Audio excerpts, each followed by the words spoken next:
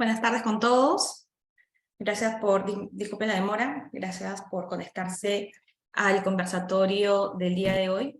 Mi nombre es Pierina Villagut, jefe comercial en CES Capital. Hoy estamos con Sergio Salazar, analista macro de inversiones, con quien estaremos hablando un poco sobre las perspectivas del mercado a nivel macroeconómico para este 2023. Y bueno, antes de comenzar, como es usual, vamos con el disclaimer, Sergio. Este tipo de información, nosotros no estamos promoviendo ningún producto de inversión, es de manera totalmente educativa.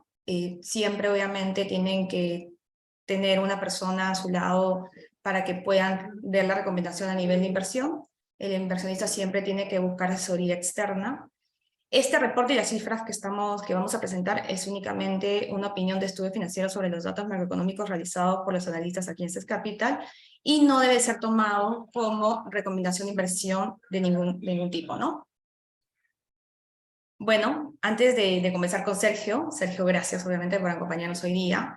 La idea de este conversatorio es hablar sobre qué es lo que se viene para el 2023 a nivel macro. Lo vamos a hacer bastante dinámico, vamos a hablar por partes, ¿no?, de diferentes economías, de las que obviamente vamos estudiando.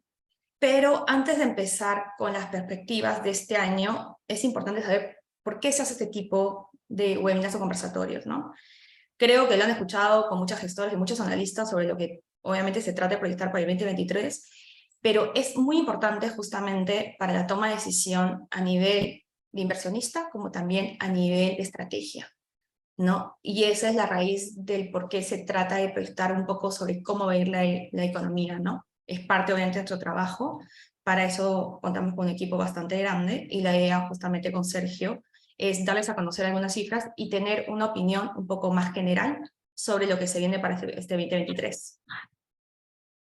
Claro, Pieri, sí, lo que dices es súper cierto. En realidad, antes de hablar sobre el 2023, tenemos que tocar un poquito el 2022. Los humanos tenemos una forma de pensar muy interesante. Dividimos los conceptos grandes en conceptos más pequeños, como años, pero no tenemos que olvidarnos que lo que vivamos en el 2023 no va a ser independiente de las condiciones del 2022. Entonces, un poco de qué es lo que vimos en el 2022. El año fue como temática principal la inflación y la Reserva Federal. Tuvimos un nivel de inflación en Estados Unidos muy elevado que no se repetía hace cerca de 40 años. Y como respuesta a esto, la Reserva Federal empezó a subir sus tasas de forma muy acelerada para empezar a calmar la economía y darle control al indicador de inflación. Lo otro también extremadamente resaltante fue que finalmente el COVID dejó de ser el principal problema, como en los años anteriores, ya que la inmunización fue efectiva en casi todo el mundo. Algunas regiones tuvieron una postura más estricta, pero eso lo trataremos más adelante. Pero lo importante es que el riesgo ya no es tanto la pandemia, el COVID, sino el riesgo ha sido más inflacionario y la respuesta de la Reserva Federal, y eso va a tener bastante importancia en lo que veamos para el 2023.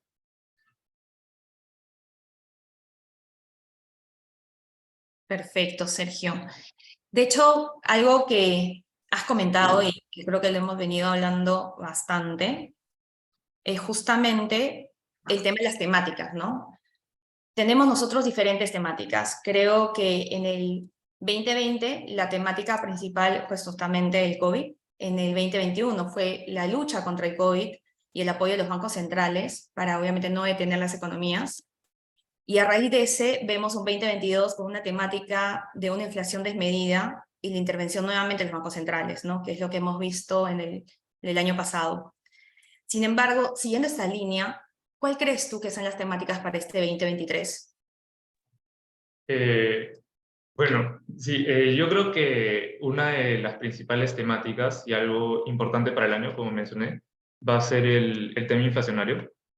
Como podemos ver en el primer gráfico, la inflación sigue siendo un riesgo relevante ya que se encuentra en un nivel elevado. En la última lectura que tuvimos, Estados Unidos está en un 6.5% de inflación, Europa también está en un nivel elevado de inflación y los bancos centrales en general están buscando disminuirla. En el caso de Estados Unidos, la meta es de 2%.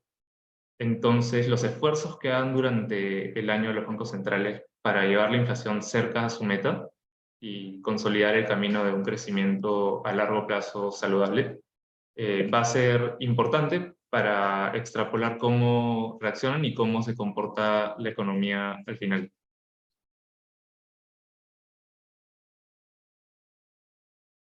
Sergio, hace un momento justamente lo que conversábamos era la temática de la inflación, que creo que ha sido el actor principal el año pasado y lo que ha movido básicamente toda la economía, ¿no?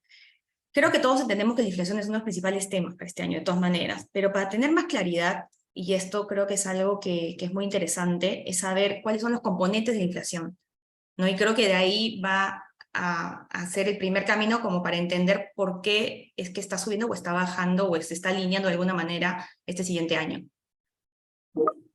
Sí, Pieri, claro. Mira, desde julio del año pasado ya hay una tendencia a la baja sostenida y eso es algo que quiere ver la Reserva Federal. Eso es algo saludable porque un nivel de inflación consistente de 9% o 10% es doloroso para los bolsillos de las personas. Entonces, la Reserva Federal reaccionó y lo que espera es ver que este indicador disminuya. Hemos visto que ha disminuido, como mencioné, pero los distintos engranajes de la economía se mueven a ritmos distintos. Hay cosas que reaccionan antes y cosas que reaccionan después. Entonces, al desagregar el indicador de inflación, nos podemos dar cuenta de esto. ¿Cuáles son los catalizadores que están llevando la inflación hacia la baja y cuáles quizás todavía no se están moviendo? Los que ya están reaccionando hacia la baja son los que menos le van a preocupar a la Fed en el corto plazo, y los que todavía no se están moviendo son a los que más le van a prestar interés. ¿Y qué estamos viendo por este lado? A mí me gusta pensar en la inflación actual en 4 partes distintas.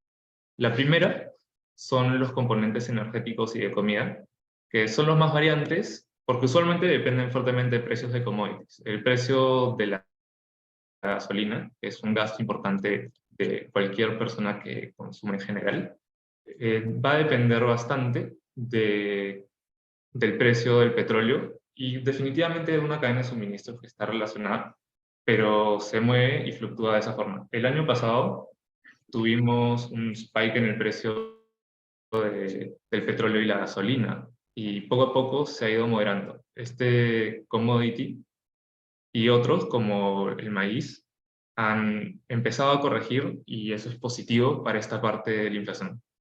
El conflicto de Rusia y Ucrania fue uno de los principales factores que llevó a un shock inflacionario en la gasolina, por ejemplo, y estas distorsiones ya se han normalizado. Eso es bueno, eso es algo que le gusta a la Fed y este respiro en precios podría darle cierto aire a los bolsillos de las personas al final. Eso es lo que importa. Y si es que se mantienen a los niveles actuales, podría continuar empujando la inflación hacia abajo. Ojo que estas categorías energéticas y de comida son las más volátiles. Entonces, cualquier tipo de shock inesperado también podría corregir rápidamente en la siguiente dirección. Luego de estos dos componentes, que son los más rápidos, tenemos los componentes base. Los componentes base se dividen en bienes base y en servicios base. A mí me gusta dividirlo en 3 bajo el contexto actual, que son bienes base, servicios base, pero sin considerar los alquileres, y una tercera categoría son los alquileres. Cuando pensamos en en bienes base, podemos pensar en cosas que normalmente compramos como ropa, electrodomésticos, quizás algunas zapatillas o hasta autos. Viajes, etcétera. Viajes es más servicio, Más- pero bienes son las cosas más tangibles, un mouse o una televisión, por ejemplo. Estos de acá tuvieron un periodo inflacionario elevado por múltiples factores. El primero, creería yo, es que la gente estaba en su casa y la gente tenía bastante plata disponible. Los gobiernos dieron cheques de estímulo y bueno, mucha gente lo usaba para pedir cosas por internet, les llevaban un montón de cosas a sus casas y esa demanda era elevada. Y no solamente eso, esa demanda elevada también causó ciertas restricciones en las cadenas de suministro. Por ejemplo, el delivery y el shipping internacional tuvo una subida de precio espectacular. Mover un contenedor se volvió carísimo. Y bueno, también tuvimos otros problemas que ya eran más inesperados, como cuando se cerró el canal de Suez porque un bote se quedó atorado. Todos estos factores daban presiones inflacionarias. Entonces, eso también era un problema para que la Fed continúe con su objetivo. Ahora, y es lo que hemos visto en parte del 2022 y lo que se espera que continúe en el 2023, son condiciones un poco más normalizadas. Por ejemplo, el precio de transporte marítimo ha caído considerablemente. Antes, mover un contenedor en promedio en el mundo te costaba $10.000 y ahora está en cerca de 2.000. Esa diferencia va a generar presiones deflacionarias o desinflacionarias. ¿Por qué? Porque los costos de la empresa que te va a hacer el delivery termina siendo más bajo y compite con otras empresas para ofrecerte un mejor precio. Al final, o sea, el resultado en esta parte de los bienes base es posible que sea menores precios y eso llevaría el indicador a la baja. Definitivamente hay un tiempo que demora en ajustarse los precios, porque la dinámica competitiva no es instantánea. Demora un poco mientras que los consumidores empiezan a demandar menos, mientras que el precio de los envíos va bajando progresivamente y las distintas empresas compiten. Esa dinámica ya podría dar cierto positivismo en esta categoría de bienes base. Y lo hemos visto. En los últimos meses, en realidad, si es que comparas cómo se mueven estos precios en índice mes a mes, ya alcanza un terreno negativo que, como pesa cerca de 25% del indicador final, ya es algo interesante para la inflación. Entonces, Y Sergio, ahí te podría interrumpir un momento a decirte que el tema de la crisis de la cadena de suministro que vivimos en el 2022, ligeramente, no ligeramente, esto ya obviamente ya ha pasado a estar en segundo plano, porque como tú bien dices, ya se está normalizando. Y eso es algo por lo cual los bienes base, o sea, los precios de los bienes base también están de alguna manera aligerando el tema de la inflación. tal cual. Tal cual. Estos temas que vimos bien locos en el 2021 y parte del 2022 tuvieron un efecto retrasado sobre los precios finales y también un efecto que se queda, porque las empresas no es que muevan sus precios de forma muy dinámica. Te ponen un precio, ven hasta qué punto aguanta la demanda y después lo van variando. No es que día a día van cambiando. Entonces, por eso tienen que pasar meses para que al final se acomode la economía y llegue a otro punto de equilibrio que ya tenga más sentido. Ujú. Y bueno, las dos categorías que quedan, porque ya voy 2 de 4, son las de servicios, que desde el análisis que hacemos son las que se mueven más lento. Primero comencemos con servicios base. Los servicios base ya no son cosas, son más tangibles. Los pasajes de avión, mensualidades de colegios, universidades, gastos educativos importantes, o servicios como jardinería, gasfitería, o incluso una entrada al cine, todo eso es como servicios, eso puede ser considerado servicios básicos. Pero ¿por qué se ajustan más lento que la parte de los bienes? A diferencia de los bienes base, los servicios base tienen mayor sensibilidad a presiones salariales, porque en un servicio como los colegios, universidades, un gasto fuerte y quizás el principal son los profesores. Entonces, uno de tus costos más importantes va a ser los salarios que les pagas. A diferencia de, por ejemplo, lo que pagas por mover un contenedor, eh, el movimiento de salarios es mucho más lento e incluso tiene algunas restricciones ya más contractuales y teóricas hacia la baja.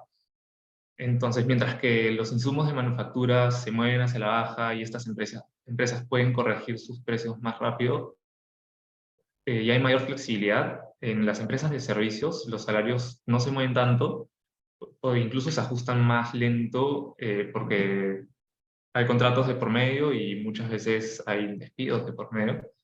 Entonces, por eso es que servicios se mueve más lento y depende más de los salarios. Es por eso que todavía no vemos una caída importante o o mayor resistencia dentro de los servicios base, porque el mercado laboral es muy fuerte ahorita en Estados Unidos. Como hubo mucho apoyo a la economía y muchos negocios nuevos, escaseaba la mano de obra calificada. Durante el 2021, 2020, las empresas necesitaban trabajadores y era muy difícil que encuentren o llenen estos puestos rápidamente. Entonces, esta categoría todavía no tiene una dirección clara y pesa cerca de 25%, 20% del indicador total. Entonces, si bien ya hay algunos puntos favorables para defender la tesis de que la inflación va a bajar, hay otros que todavía no están tan claros y son a los que la Reserva Federal les va a prestar mucha más atención. Y finalmente, el cuarto componente es el de rentas, que es muy interesante porque también tiene temas contractuales de por medio que lo hacen moverse incluso más lento. Como vemos en la línea azul, el indicador de inflación de rentas ha subido y subido y subido y subido y todavía no se ve un quiebre. ¿Por qué todavía no vemos un quiebre si ya salen noticias de que los precios de las casas en Estados Unidos están corrigiendo a la baja, que no hay tanta actividad de hipotecas y digamos que este mercado no está en unas condiciones de precios favorables? Es porque también hay cambios, perdón, porque la estructura contractual no te permite que este indicador se actualice rápidamente.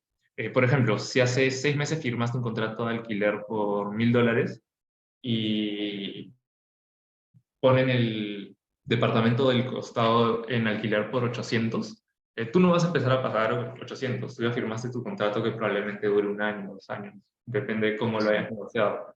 Como este indicador de rentas mide un promedio de la renta que está pagando toda la población, se actualiza de forma muy lenta y a medida de que los contratos van venciendo y actualizándose, se renegocian, ahí recién es donde se empieza a acumular. Pero hay algo interesante que podemos ver que nos da una luz positiva de que eventualmente puede venir una inflexión en la inflación de los alquileres.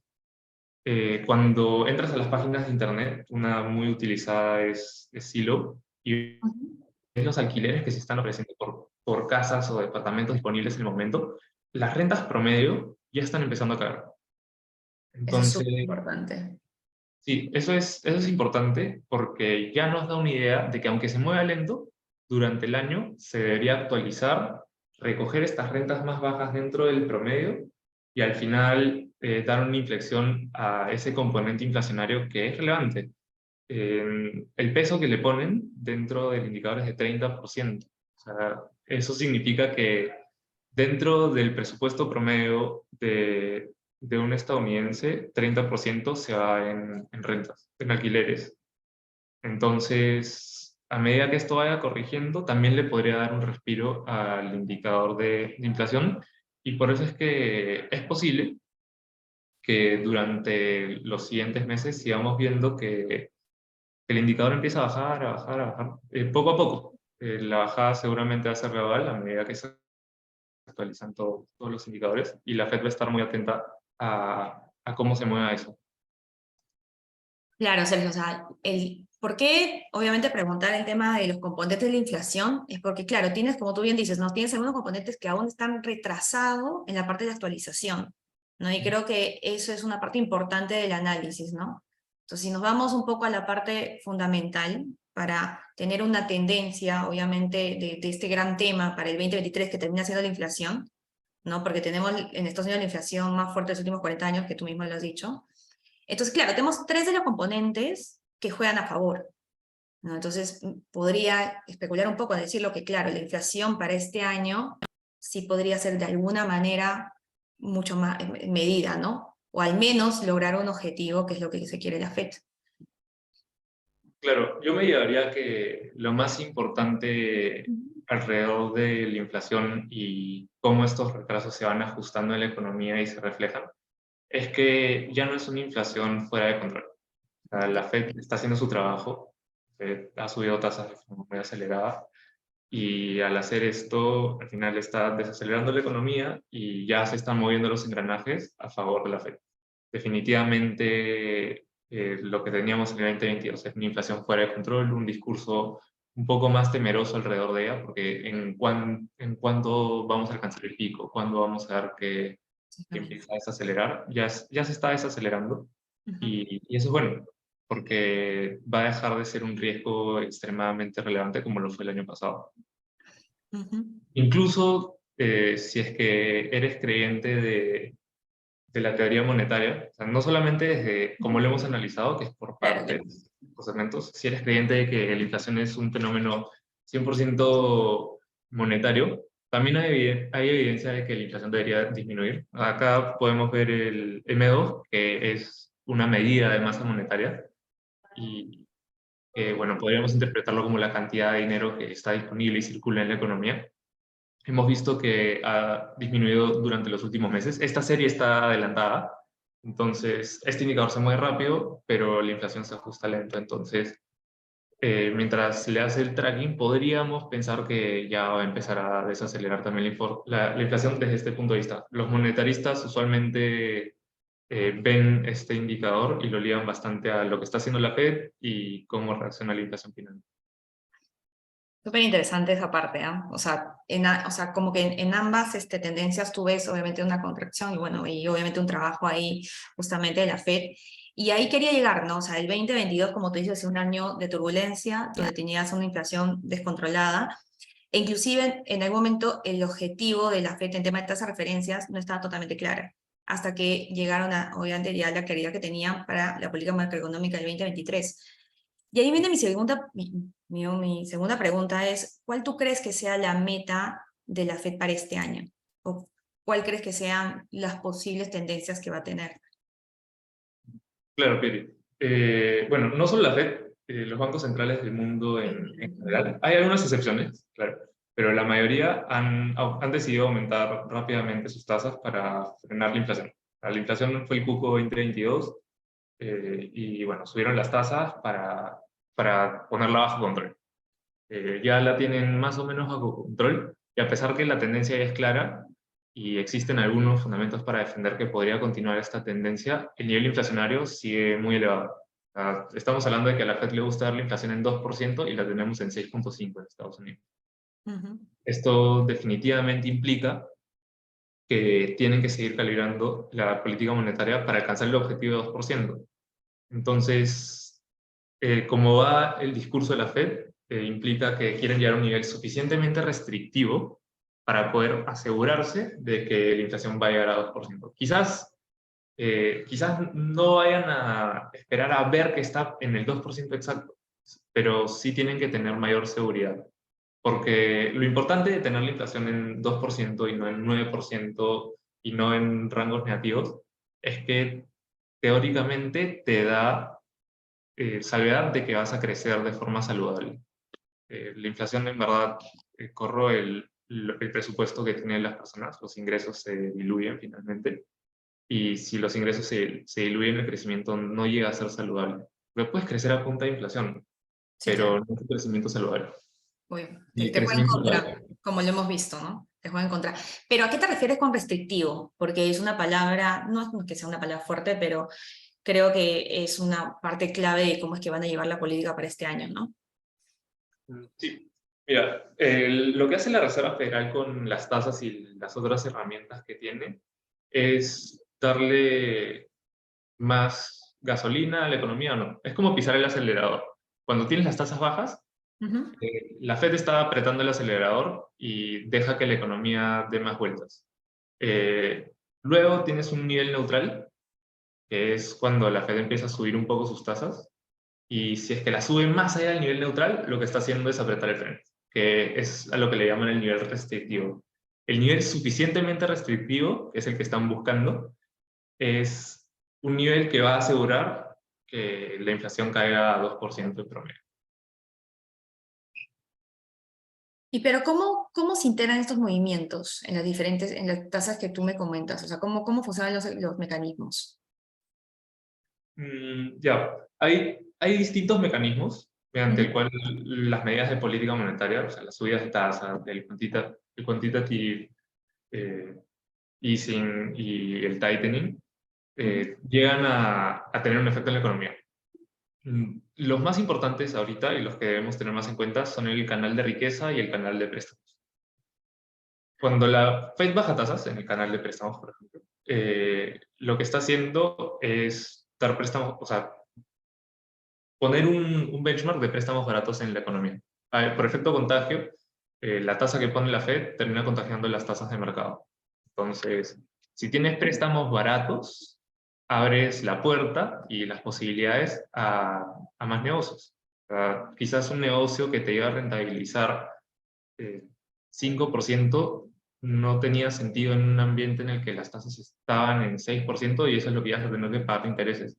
Obvio. Pero si las tasas están muy cerca a 0% y es dinero que prácticamente, dinero barato al final, abres la oportunidad a que más empresas o más personas persigan esta clase de objetivos. Si es que tienes más empresas y más actividad, porque tienes préstamos baratos, se generan empleos. Si generas empleos, llegas al canal de la riqueza, porque estás poniendo más plata en el bolsillo de las personas. ¿Y qué Claro. hacen las personas? Consumen. ¿Qué hacen las personas también? Invierten.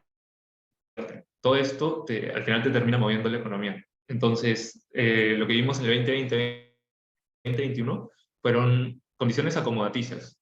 Y las condiciones acomodaticias normalmente se traducen en crecimiento elevado y préstamos baratos y pones más dinero en el bolsillo de las personas.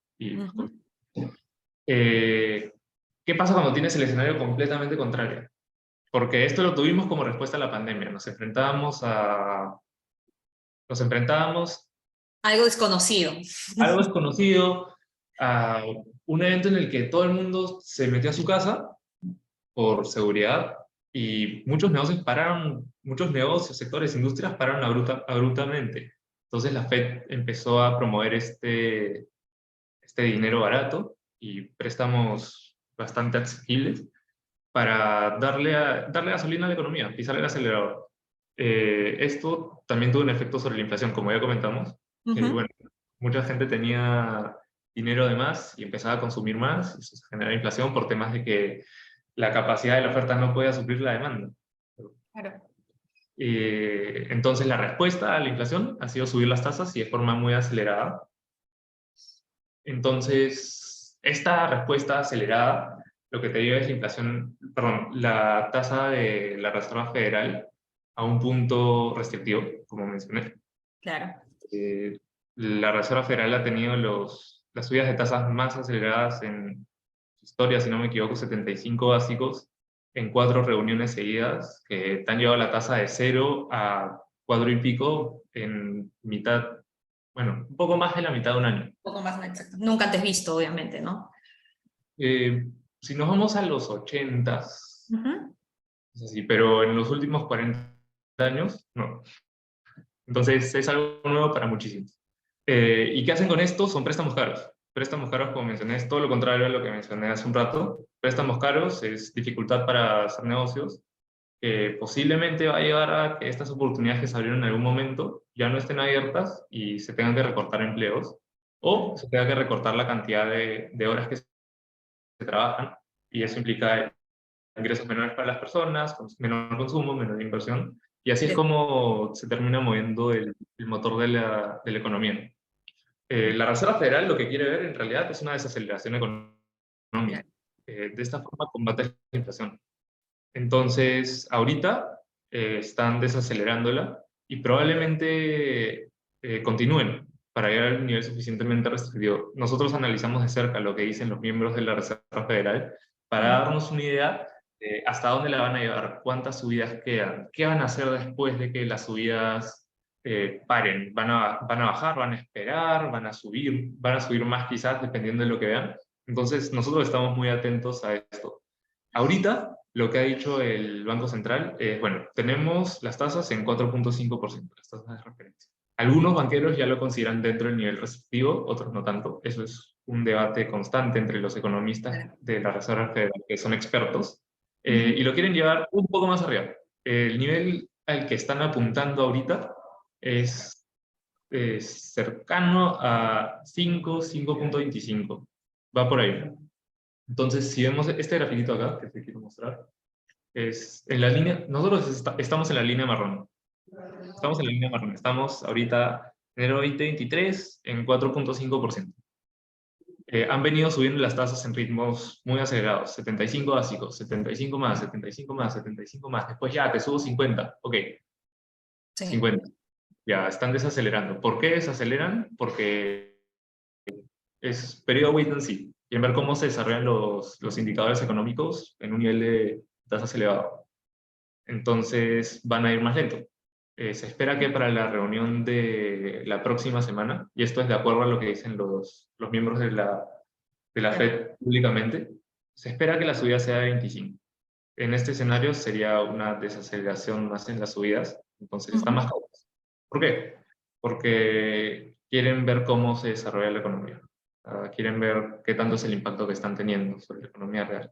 No es que solo estén enfocados en la inflación. El mandato de la Reserva Federal es doble. Nos importa la inflación, nos importa el empleo. Entonces quieren ver qué tanto daño están haciendo a la economía. Entonces esperan subir 25 más y quizás suban en ritmos de 25, dos o una vez más. Eso todavía está en debate y no hemos tenido un forward guidance claro al respecto. Pero Entonces, eso al o final es lo llegamos a 5. divertido. Pero eso al final es lo divertido, ¿no? O sea, tratar obviamente, de saber cuál es el análisis que quieren hacer la Fed con todas las, o sea, con todas las variantes que tenemos, ¿no? Y de Claro, hecho, súper importante en los últimos 2 años, ha sido 2 años de mucho aprendizaje en todo sentido en los mercados, ¿no? Y la forma, obviamente, cómo lo ha llevado los bancos centrales, porque acá ya hablamos un poco de los bancos centrales en general, porque las políticas restrictivas que han hecho, lo han hecho, obviamente, la gran mayoría, obviamente en diferentes momentos, y eso lo vamos a hablar en un rato, ¿no? Pero entrando, y creo que dos de los temas súper importantes que hemos hablado ahorita es justamente la inflación, que es el tema, como hemos dicho, digamos, el más principal para este año. Luego pasamos obviamente a la FED, que es quien está dando los lineamientos. Pero ahí también viene el desempleo, que obviamente es parte de cómo se ven las economías de forma global, ¿no? Y si citamos alguna cifra, que justamente lo hablábamos el otro día, o sea, el crecimiento de las economías avanzadas, obviamente para un 2022 han retrocedido 2,5. Son una cifra que obviamente dicta el Banco Mundial. Y para el 2023, de hecho, se espera un crecimiento entre 0,5, ¿no? Entonces, obviamente, en las últimas 2 décadas, la desaceleración que hemos tenido ha sido fuerte, pero creo que también ha sido algo necesario por los 2 años que hemos tenido de gran consumo y lo que hemos ido viendo, ¿no?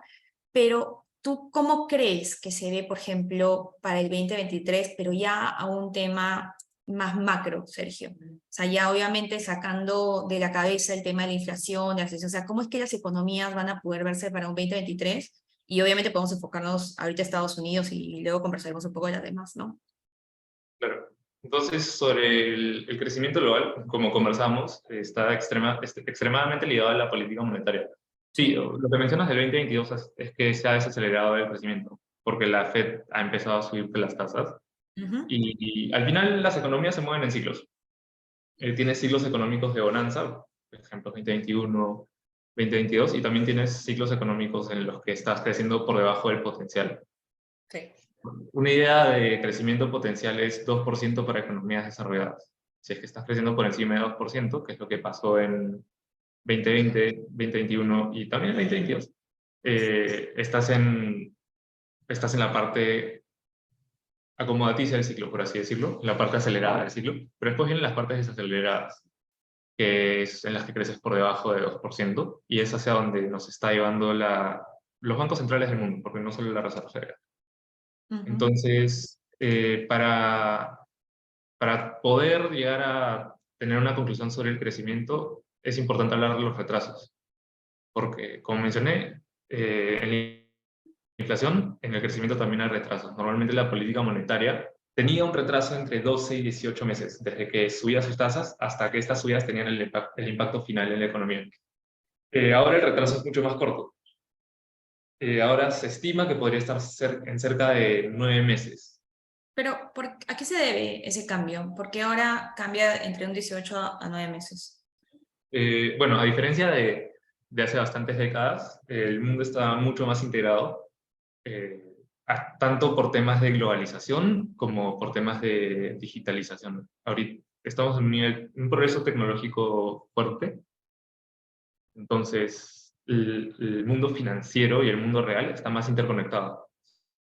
Si estás más interconectado y las cosas se mueven más rápido, el efecto de la política monetaria al final aterriza de forma más rápida. Entonces, si es que la Reserva Federal subió tasas desde marzo 2022, el rango restrictivo entre, bueno, digamos ya de julio hasta ahorita, porque es incierto dónde está la tasa neutral, podríamos empezar a ver el impacto final, que es la desaceleración de la actividad durante el 2023. Entonces, acá existen dos escenarios de proyección que considero importantes para el 2023. El primero de todos, este grafiquito, el primero de todos, que es el que está en azul, es una posible recesión. Y es el que temen los economistas en el momento. Es un periodo en el que la economía no crecería, podría estar en menos 0,5%, menos 1%, y el desempleo aumenta. El consenso de economistas cree que las probabilidades ahorita son de 65%. Esta probabilidad de que entremos en una recesión o no se va moviendo de forma rápida, porque es mediante que se incorporan los siguientes indicadores económicos. Hace un mes estábamos en más del 65%. Contando los datos que hemos tenido en enero, estamos ya más bajo. Y si sube o baja, llegamos a este escenario o no, definitivamente va a depender de los nuevos datos económicos que tengamos. Algo relevante es que el mercado de empleo está aguantando muchísimo. Vemos una desaceleración en los ingresos de las personas, pero siguen creándose nuevos empleos. Por lo que te comenté que había escasez de personas al final. Y bueno, esto está dando cierto colchón, pero las probabilidades de recesión todavía son relevantes. Entonces, este es el principal temor, pero todavía no estamos cerca por cómo se va ajustando la economía. Mucha gente se retiró anticipadamente y los negocios siguen teniendo puestos abiertos. En algún momento de finales del año pasado estábamos en 1,9 empleos disponibles por cada persona que estaba buscando empleo. Definitivamente hay un tema de searching and matching, que si es que esta persona encaja o no con el puesto que está abierto, y eso es lo que genera el desempleo, bueno, transitorio. Pero ese cambio de menos gente por retiros anticipados está generando que el mercado aguante más, el mercado de empleo aguante más, y digamos que las probabilidades de recesión bajen, pero todavía son relevantes. El segundo escenario, y es el escenario que defiende la Reserva Federal, es el escenario de soft landing, y implicaría que crecemos entre 0,5 y 1%, por debajo del potencial, 2. Claro. El potencial es 2, las economías crecen por debajo del potencial, el Banco Mundial está diciendo 0,5% para la economía mundial, y bueno, en el mes de enero, digamos que la probabilidad del soft landing ha subido ligeramente.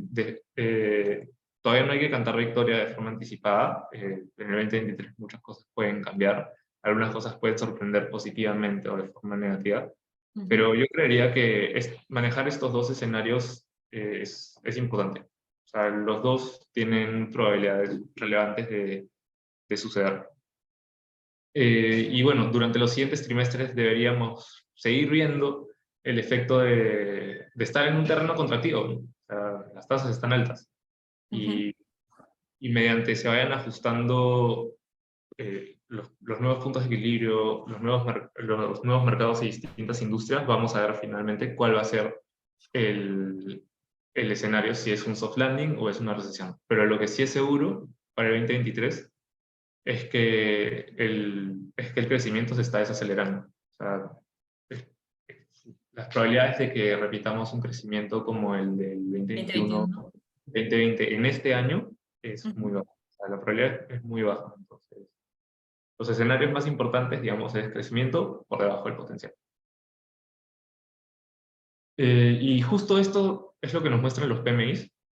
A ver, te muestro un cuadrito. Sí, de hecho eso era muy interesante cuando lo veíamos, el tema de los PMIs, ¿no? Porque obviamente al final terminan siendo encuestas de los principales ejecutivos que te dan de alguna manera cómo es que se están moviendo diferentes segmentos y los sectores en los que están, ¿no? Pero entrando antes en el tema de los PMIs, o sea, es bastante binario, Sergio. O sea, tú obviamente al momento de ver qué es lo que pasa en el 2023, tienes estos escenarios, ¿no? Lo bueno y lo que rescato obviamente de todo esto es que al final se está logrando el objetivo que queríamos desde el 2022, ¿no? Que es una economía 2023, obviamente que no que va a tener un crecimiento, que obviamente se va a mantener. Y creo que eso fue el mensaje de todos los bancos centrales en el 2022 y es lo que está pasando para este año, ¿no?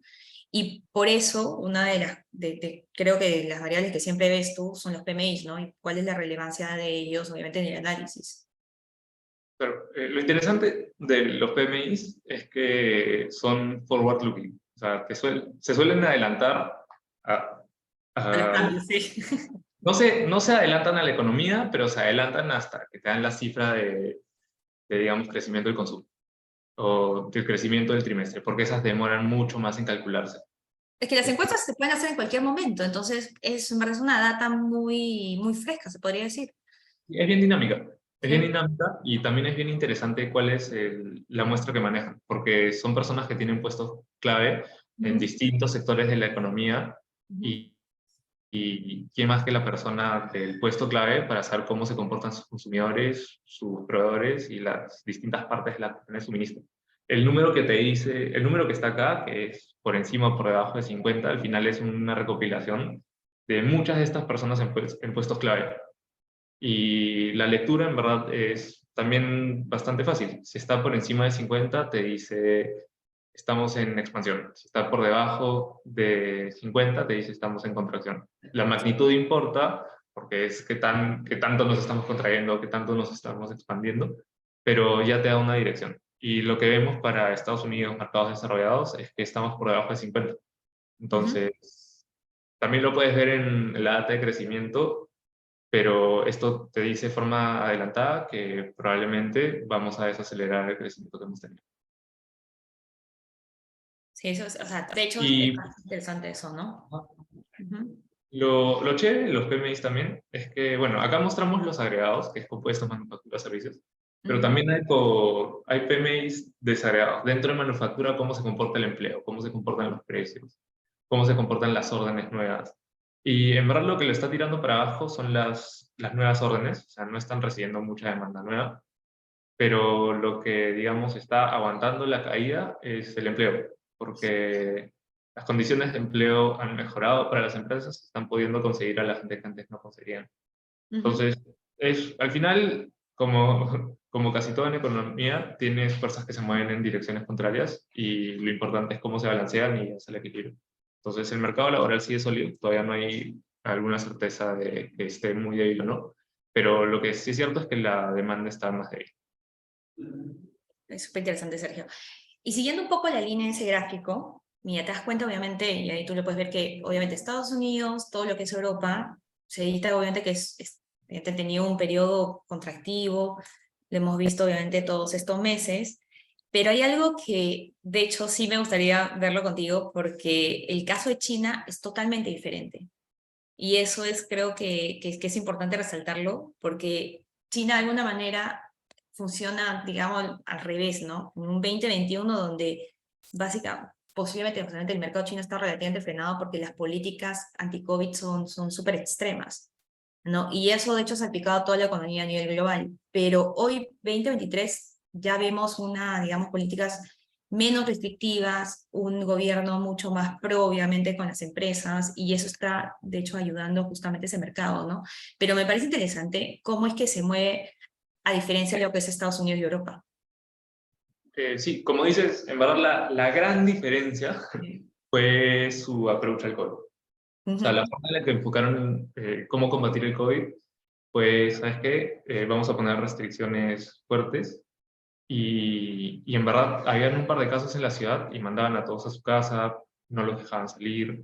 Esto generó primero una pérdida de confianza de las personas, una pérdida de confianza de las empresas y tercero, y también importante porque China es la fábrica del mundo, distorsiones. O sea, salían un par de casos de COVID y te podían cerrar el puerto. Pasó.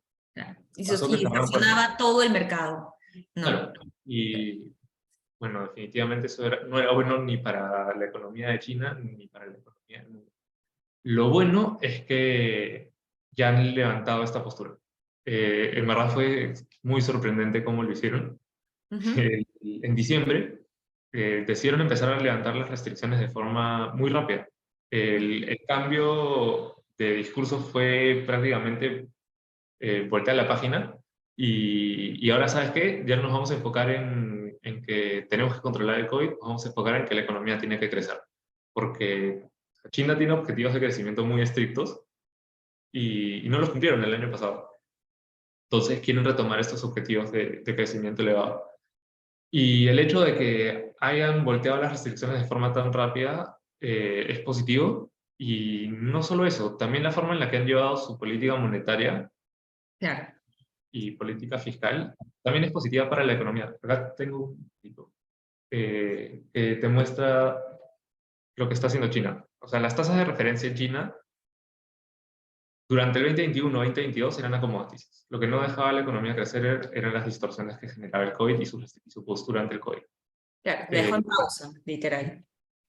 pero al tener la economía pausada, deteriorada, tampoco tenía su nivel inflacionario preocupante. Entonces, no han tenido el problema que han tenido economías como Estados Unidos, Europa. Su nivel inflacionario está ok. Entonces, solo les ha dado espacio para, mediante medidas de política monetaria, incentivar el crecimiento. Y ahora que ya no tienen las restricciones y distorsiones del COVID, probablemente veamos el efecto.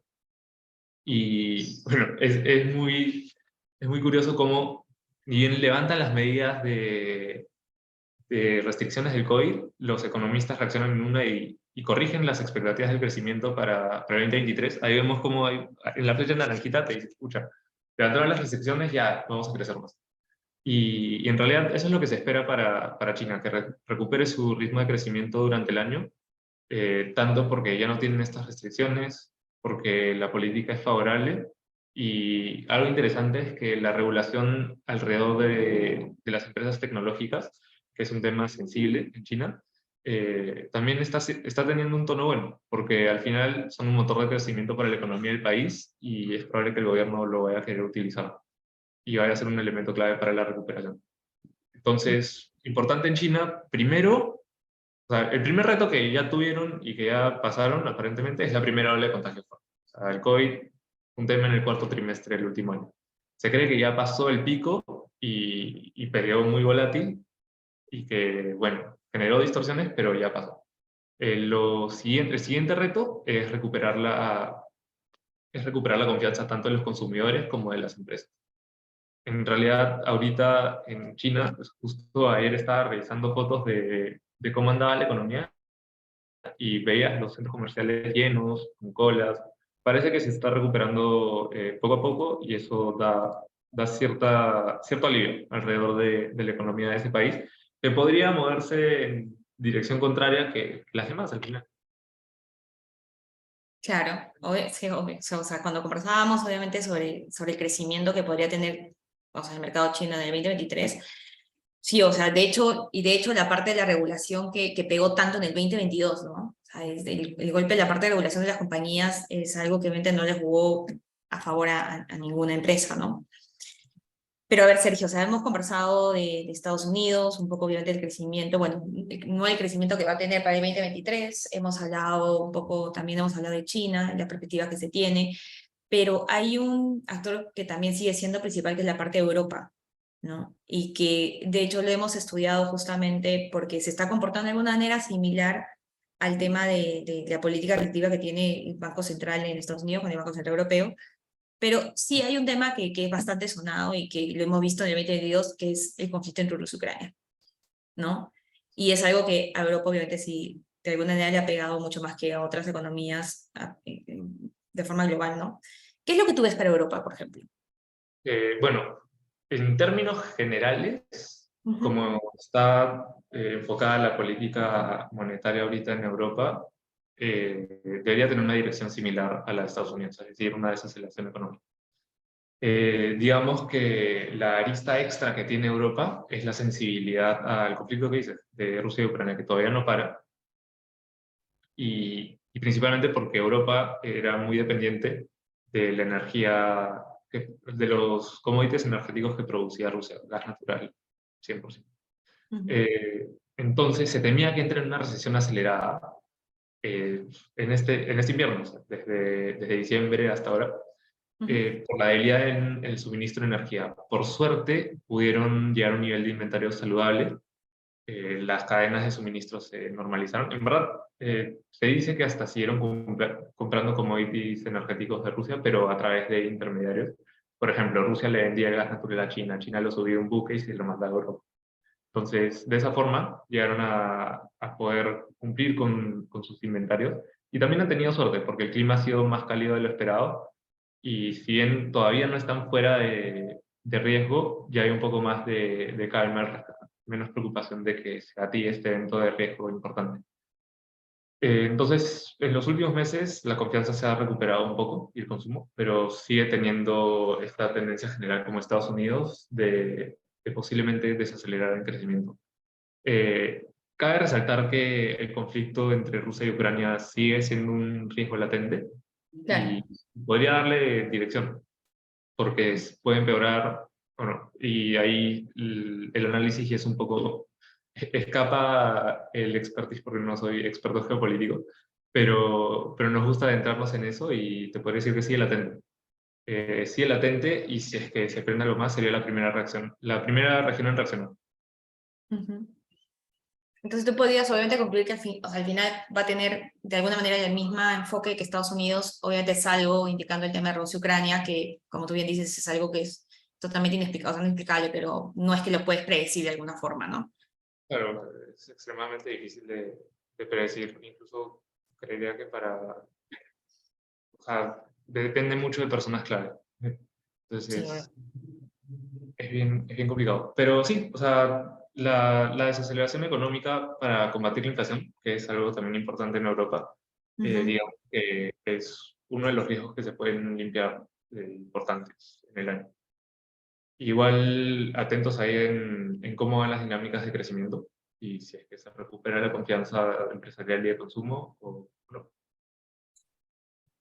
Qué interesante saber, obviamente, la opinión, obviamente, de personas como tú que está viendo el mercado todo el tiempo para las diferentes economías, ¿no? O sea, o sea, si podemos un poco englobar lo que hemos hablado los últimos 40 y tantos minutos, es Estados Unidos con una proyección, obviamente, ya con una inflación ligeramente controlada, con un decrecimiento, o sea, un crecimiento que no, de hecho, se está proyectando a que sea 0,5 en el 2023.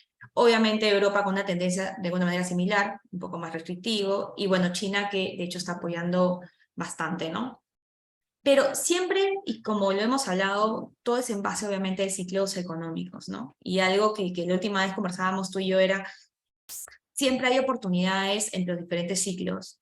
Y algo que sí me gusta, obviamente, y que me gustaría verlo contigo ahorita, es la oportunidad que se tiene en renta fija, ¿no? Que es algo que lo hemos ido hablando justamente, y es súper importante que también que entiendan, o sea, que entendamos por qué la oportunidad hay justamente en renta fija, ¿no? Sí, sí, Baby. En realidad, lo más importante para la renta fija, o sea, el catalizador positivo, es que la Fed ya ha llegado a su techo. O sea, va a llegar a su techo durante el año. Entonces, Totalmente. ya nos ha dicho, bueno, ahora estamos más cautos, vamos a subir un poco más y ahí nos vamos a quedar. Eso es lo que han dicho. Y eso es positivo para la renta fija porque cuando la Fed sube tasas afecta los precios de la renta fija de forma negativa, pero al llegar al techo ya es un riesgo menos y digamos que está más libre. Lo otro importante es que si el riesgo de inflación se atenúa, también hay Ujú. retornos reales más altos. Y al final de cuentas tenemos la renta fija con tasas más elevadas, o sea, con yields más elevados, Ujú. rendimiento, y si es que pones la lista de la inflación, incluso hasta retornos reales por encima de cero, que es algo que usualmente no se tenía. Estos puntos son atractivos, especialmente si es que es renta fija de grado de inversión por el contexto global. Perfecto, Sergio. Tenemos ahora, bueno, tenemos ahí varias preguntas. Obviamente vamos a tratar de darte todas para no pasarnos obviamente del tiempo. Una de las preguntas que tenemos es, ¿cuál es la mayor diferencia entre la política monetaria de Estados Unidos y los países en Latinoamérica? Claro. En realidad, la diferencia No es tan grande. Lo que tenemos ahorita en Perú, por ejemplo, es Ujú. un banco central que también está bastante atento a la inflación y que ha subido tasas de forma acelerada. Lo importante de tener un banquero central como Julio Velarde es que él reaccionó de forma anticipada. Él reaccionó incluso antes que la Reserva Federal y fue subiendo las tasas de forma lenta. Y han dicho que quizás suben, han dejado la oportunidad abierta para subir tasas en la siguiente reunión, ¿no? Ujú. Eh, digamos que eso tienen similitud. La diferencia es que los bancos centrales de países como Perú, que son muy dependientes de cómo se mueva el dólar, porque es un país exportador, también tienen que tener en cuenta lo que está haciendo Estados Unidos, porque la inflación se contagia y la política monetaria también. Entonces, esas son las mayores diferencias en qué tienen que tener en cuenta para tomar las decisiones. Perfecto. La otra pregunta que me parece interesante es esta nueva noticia que se dio sobre la crisis alimentaria. No sé si la has visto o creo que la vimos el día de ayer. Bueno, en Estados Unidos, si es que a eso se refiere la pregunta, en A realidad, eso se refiere, justamente. si es que a eso se refiere la pregunta, en Estados Unidos ahorita los precios de componentes específicos de la canasta de alimentos han subido muchísimo. O sea, los huevos han duplicado su precio, si no me equivoco, ¿Mm? en un año y definitivamente tiene un efecto sobre la inflación y sobre los bolsillos de las personas. Lo interesante es que los catalizadores de esta subida son bastante intrínsecos y particulares, porque hubo una gripe aviar importante y cuando se pase de este shock negativo y las poblaciones de gallinas se recuperen, podría empezar a normalizarse ese nivel de precio. Definitivamente, como comenté, toma tiempo en ajustarse, pero puede ajustarse a un equilibrio en el que estábamos antes. Ujú. Va a depender mucho de factores intrínsecos del sector en particular o del, bueno, alimento específico que estés analizando. Ujú. Pero sí, sí es un riesgo que hay que tener en cuenta también. Perfecto. Esta pregunta que tengo, que creo que a ti te va a gustar porque te encanta hablar de este tema, es sobre el precio, los precios de la energía, ¿no? ¿Cómo lo ves? ¿Vuelve a tener una crisis un 2022? ¿Lo ves más estable un 2023? Y aquí la pregunta me parece que se está centrando en el tema del petróleo, Ok, definitivamente, ¿no? okay. El análisis del precio del petróleo ahorita tiene muchas aristas. En primer lugar, tienes la desaceleración económica. Desaceleración económica equivale a menos demanda general y también menos demanda de petróleo. Ujú. La OPEC ha tenido esto en cuenta y ha moderado su producción alineado a esto. Las otras aristas son cómo va la producción de petróleo. La inversión ha sido baja, entonces es un mercado con inventarios bajos. Y la tercera arista es el conflicto de Rusia y Ucrania, que también te puede seguir afectando. Así es que por alguna razón Rusia o los países que están defendiendo Ucrania deciden poner más sanciones que distorsionen cómo se está suministrando estos commodities energéticos, te pueden generar un impacto al final sobre el precio del petróleo. Ujú. Y, y bueno, también tienes a China, China, la fábrica del mundo, que se espera que empiece a demandar un poco más de materiales básicos o petróleo para suministrarse. Lo interesante en el caso de China es que está consumiendo mucho petróleo ruso, entonces está retirando ese factor del mercado internacional. Pero sí, el petróleo puede ser un año bien interesante, puede ser un año bien interesante para el petróleo, el 2023, pero los catalizadores sí son varios, apuntan a direcciones distintas y en realidad definir una dirección de forma clara en un mercado tan dinámico es bien difícil. Y siguiendo justamente con China, hay una pregunta que también me parece muy interesante, es, aparte obviamente de las variables que estás bien, con lo que hemos hablado del apoyo del gobierno, de obviamente del tema del COVID, que está obviamente está mejorando el tema de las restricciones, pero me gustaría ahondar un poco en la parte de la regulación, o sea, ese golpe que hubo en el 2022, ¿por qué se debió? Me hablas de la regulación alrededor de las empresas Sí, exacto. tecnológicas o Sí. regulación. Ok, bueno, la regulación de las empresas tecnológicas es un tema que viene incluso antes del 2022, que Ujú. era una ola importante, porque las empresas tecnológicas en China, bueno, son bien importantes para los consumidores en general y abarcan bastante, ¿verdad? Empresas como Alibaba, empresas como Tencent, están Sí. en tu día a día, están 100% en tu día a día si estás en China, y eso al gobierno chino le generaba ciertas suspicacias y querían tener más control al respecto. Pero así como están en el día a día en tu vida, también son un motor de crecimiento importante, porque te facilitan hacer muchas cosas. Hay una aplicación que se llama Pinduoduo, que en verdad está integrado con Tencent y facilita mucho las cadenas de suministro de agricultura en el país, por ejemplo. Entonces, esa facilidad acelera la economía y en verdad el cambio en el tono regulatorio en los últimos meses ha sido favorable.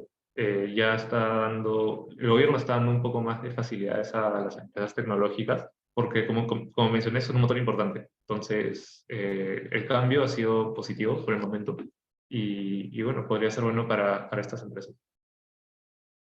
Perfecto, Sergio. Bueno, nos hemos pasado casi un poco, pero muchas gracias en verdad por estar con nosotros hoy día. Gracias a todos los que han estado conectándose. No hemos podido responder, de hecho, todas las preguntas. Igual vamos a tratar de responderlo de forma interna. Y nada, los esperamos en el siguiente webinar. Esperamos que les haya gustado, que haya sido obviamente súper educativo para ustedes y es la idea de nosotros, ¿no? Contar las cosas obviamente de forma mucho más tranquilas y que ustedes lo puedan entender, ¿no? Entonces, gracias a todos, muy buenas tardes. Gracias, Sergio. Gracias, Peri, gracias a todos.